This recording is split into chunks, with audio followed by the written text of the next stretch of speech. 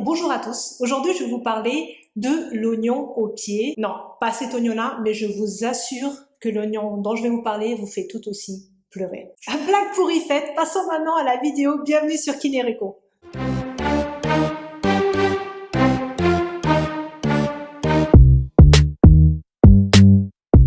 L'oignon au pied est médicalement connu sous le nom d'Hallux valgus. Je vous promets, ce n'est pas un Horcrux Harry Potter. J'ai cherché, c'est pas ça. Cette déformation de l'avant-pied touche 23% des personnes entre 18 et 65 ans et plus de 35% des plus de 65 ans à la mort.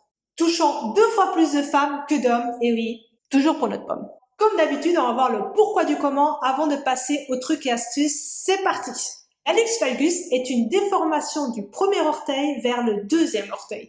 L'alignement du premier orteil n'est donc plus respecté et forme une saillie osseuse ou ce qu'on appelle plus communément l'oignon. Ne me demandez pas pourquoi ils ont choisi l'oignon et pas la fraise ou l'artichaut parce que franchement, l'oignon, c'est pas top. Les débuts d'un oignon peuvent être asymptomatiques, c'est-à-dire que on le voit pas arriver. Mais quand il est là, je vous assure, ça fait mal. Des rougeurs, des inflammations, des douleurs super vives, des trucs pas super agréables à regarder, surtout pendant la nuit, en fin de journée, quand on a bien marché dessus. Ayant moi-même un hallux valgus sur les 2 pieds, je ne fais jamais les choses à moitié. Avant de vous donner les trucs et astuces qui ont diminué la douleur, on va vous parler des causes de l'hallux valgus. C'est important de comprendre d'où vient l'hallux valgus et pourquoi il s'est formé et pourquoi nous, quoi. Pourquoi? Mauvaise nouvelle, l'hallux valgus est héréditaire. Merci papa, merci maman. La femme est généralement plus prédisposée à avoir un hallux valgus, surtout après la ménopause, parce qu'il y a un relâchement des structures fibreuses du corps, ce qui favorise du coup un élargissement de l'avant-pied.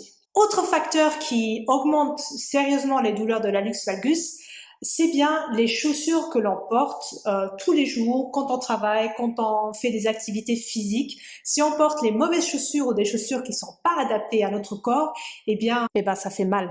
Également, si vous souffrez d'une maladie ou d'une pathologie qui affecte l'hallux valgus, notamment si vous souffrez d'une polyarthrite ou de rhumatoïde. Si vous connaissez pas ces mots, c'est bon signe. Parfois, on est avec une forme naturelle du pied qui miraculeusement accentue l'effet d'avoir un hallux valgus ou pas.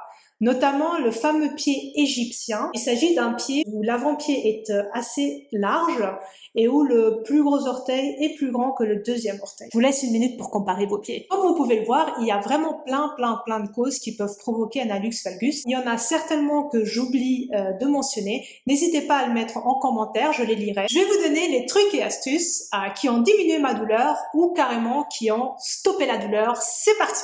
Cette petite partie va s'adresser directement à vous les filles, ou aux hommes, chacun fait ce qu'il veut. Les talons hauts comme ça, pointus, sont à proscrire. Surtout en boîte toute la nuit.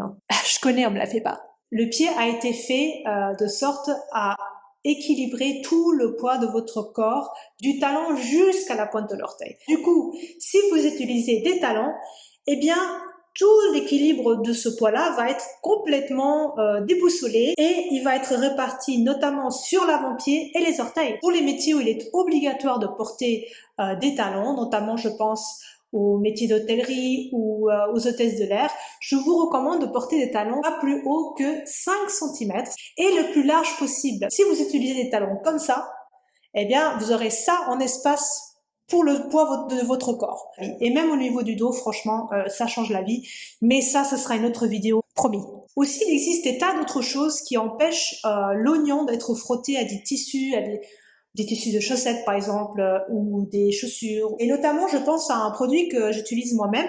Je précise qu'il ne s'agit pas de produits qui sont sponsorisés par X ou Y, ce sont vraiment des produits que j'ai moi-même découverts, que j'ai essayé et qui marchent en tout cas pour moi. Voilà, j'ai décidé de vous partager un petit peu, c'est le but de la vidéo. Premièrement, il y a cette idée de chaussette, une semi-chaussette comme ça.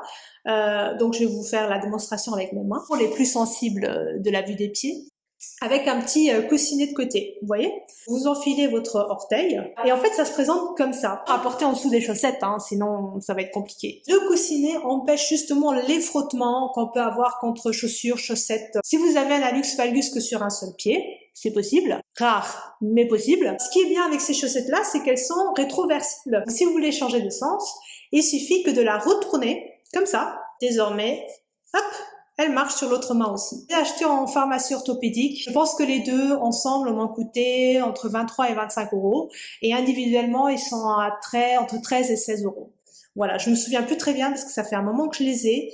Elles sont lavables, donc super pratique. Moins pratique quand on porte des chaussures ouvertes. C'est quand même assez large, c'est plus ou moins 3 cm du côté plus court et plus ou moins 9 cm du côté long. Pour les hommes, ça marche tout le temps, donc c'est nickel. Si vous avez des orteils qui sont très collés ou qui sont superposés, il y a une astuce très simple qui existe, ce sont les anneaux en silicone. Donc ça ressemble à quelque chose comme ça, vous voyez, avec des petites surfaces comme ça de côté. Et je vais vous montrer comment on les porte. En fait, il faut tout simplement les enfiler comme ça. Donc c'est assez élastique, hein, ça s'adapte à toutes les tailles d'orteils possibles. Donc voilà, ça se met comme ça. Bon, moi personnellement, vu que le mien se cache souvent en dessous, eh bien je le place au-dessus des autres grâce à ce petit abcès comme ça de côté qui me permet de le mettre par-dessus. Ce qui fait que quand je marche, eh bien mon orteil est aligné aux autres, donc il ne fait plus du tout mal. Si vous avez au contraire un orteil qui se met au-dessus des autres, comme ceci, pas de problème, et vous le placez en dessous.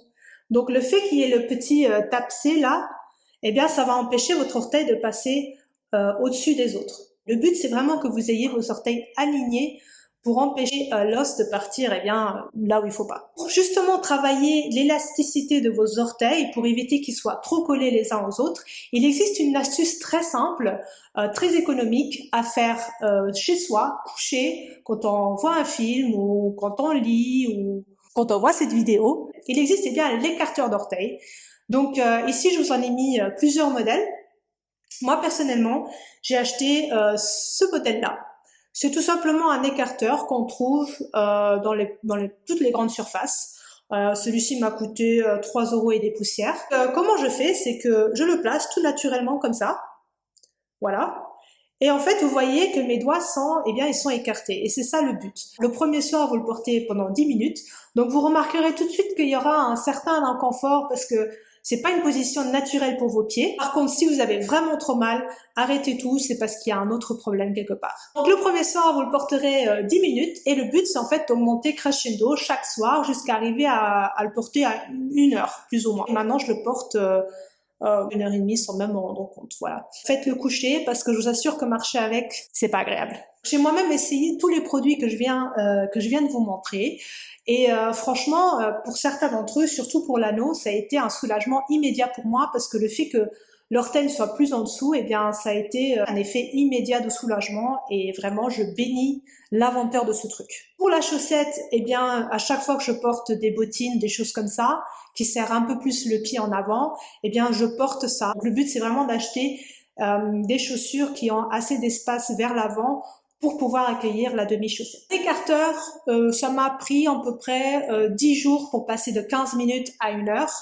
Et vraiment, au bout de plusieurs mois d'utilisation de toutes ces astuces que je viens de vous montrer, remarquez vraiment une nette différence, surtout point de vue de l'oignon, c'est beaucoup moins rouge, c'est beaucoup moins saillant, c'est beaucoup moins douloureux.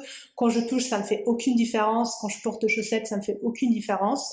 Et j'ai remarqué aussi que donc c'était beaucoup plus aligné qu'auparavant, et donc il va pas embêter les autres orteils, quoi. Parce qu'évidemment, le risque d'un orteil qui est non aligné ou qui est pas correctement aligné, c'est qu'il va embêter les autres. Et en embêtant les autres, eh bien ça va déformer lui aussi les autres alignements et ça va faire un petit peu un effet domino où tous vos orteils vont être hors alignés. Et c'est pas cool, c'est pas ok. La vidéo est désormais terminée. N'oubliez pas que si la douleur ne passe pas ou que si elle empire ou que si ça devient encore plus douloureux, n'hésitez pas à consulter un médecin, c'est très important. Ils sont là pour ça et ils seront à même de vous conseiller, de faire des radiographies, de faire tout le nécessaire pour voir où est le problème. N'hésitez pas à commenter cette vidéo, à donner vos propres trucs et astuces, de vous abonner. Ça me donnera du courage pour continuer cette chaîne. N'oubliez pas aussi de vous abonner à l'Instagram qui est juste en dessous dans la description, où il y aura du contenu légèrement différent. Notamment, je vais lancer plusieurs sondages pour savoir quels sont les thèmes qui vous intéressent vraiment, quelles sont les pathologies qui vous intéressent le plus, quelles sont les astuces qui vous intéressent le plus, quelles sont les choses pour lesquelles vous voudriez que je fasse des recherches. Donc voilà, il y aura vraiment un réel échange, donc n'hésitez pas à vous abonner. C'est tout pour aujourd'hui, prenez soin de vous, à très bientôt, ciao.